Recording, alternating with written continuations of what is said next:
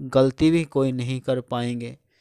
तो ऐसे ही हमें आगे चलना है। माता जी ने आगे भी फरमाया है कि ब्रह्म ज्ञान की प्राप्ति के बाद भी दूसरों का दिल दुखाकर दूसरों को आंसू देकर मज़ा आ रहा है, तो इसका मतलब हमें ज्ञान ठीक से समझ नहीं आया, या फिर समझते हुए भी हम अनजान बने हुए हैं। जैसे कहा है बंदे विच बंदगी दा घाटा होवे दा इंसान नहीं।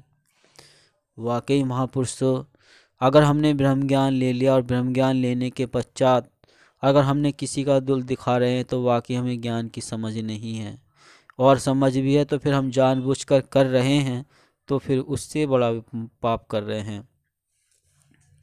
तो महापुरुषों, हमें ऐसा कभी नहीं करना है कि हम कभी भी किसी का दिल ना दुखाए, दूसरों को आंसू ना दे, थोड़ा आनंद ऐसा ना ले दूसरों का दिल दुखाकर, उसकी हमें बहुत बड़ी आगे चल के हर्जाना भुगत सकता है। तो यही माता भी हमें समझा रही हैं। तो आइए हम समझें। आगे माता जी ने फरमाया कि हम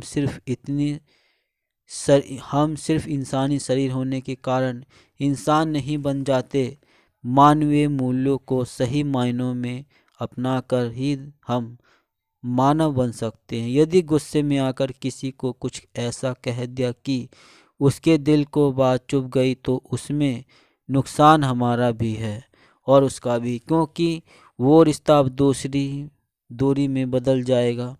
वह इंसान अब जिंदगी भर हमसे बात ही नहीं करेगा, क्योंकि ये तीखे कपड़े शब्द मन में स्थायी रूप से रह जाते हैं। हमारे मुख से निकले कड़वे शब्दों ने हमारे मन की शांति को भंग कर दिया। यहाँ कोई बाहरी कारण में हमें परेशान नहीं कर सक रहा, हमने खुद ही ऐसी बात बोलकर अपने आप को परेशान किया है। दासी यही अरदास करती है कि सबकी झोली सेवा सुमरन सत्संग से भरी रहे। साथ संगत जी, प्यार से कहना धन्यकार जी। तो महापुरुषों, माता जी ने यह बहुत सुंदर बात कही। माता जी धन्यकार भी करती हैं दासी के बोलकर, जैसे दास ने भी बताया, जैसे दास ने सुना ऐसे ही आपसे शेर चर्चा कर रहा है। माता जी ने कहा है कि हम गुस्से में आकर किसी को कुछ ऐसा कह दिया जिससे उसको बात चुभ गई, तो हमें वो नहीं करना है। हमें विवेक से काम लेना है। रिश्ते जो बनते हैं विश्वास पर टिके होते हैं महापुरुषों।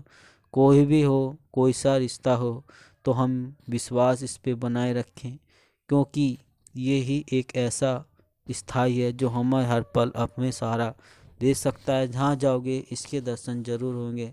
ऐसा कहीं कोई वो इलाका, शहर, गांव, कस्बा नहीं जहाँ निरंकार परमात्मा ना हो। तो हमें इस परमात्मा के संग रहना है, और जो माँ सुदीक्षा जी के आदेश आ रहा है उन पर चलना है। उन पर चलकर ही हम संसार के सारे सुख प्राप्त कर सकते हैं। तो यही बार बार महावता इसलिए तो कहते हैं कि हम गुरु का आदेश मानकर उस पर चलें भी, तो ही फल प्राप्त होता है। तो महापुरुषों, दास मनीष नहीं किया अभी तक आपने चैनल को सब्सक्राइब, तो संदेश निरंकारी का चैनल को सब्सक्राइब कर दीजिए और बेल आइकन भी प्रेस कर दीजिए। प्यार से कहना जी, धन्य निरंकार जी।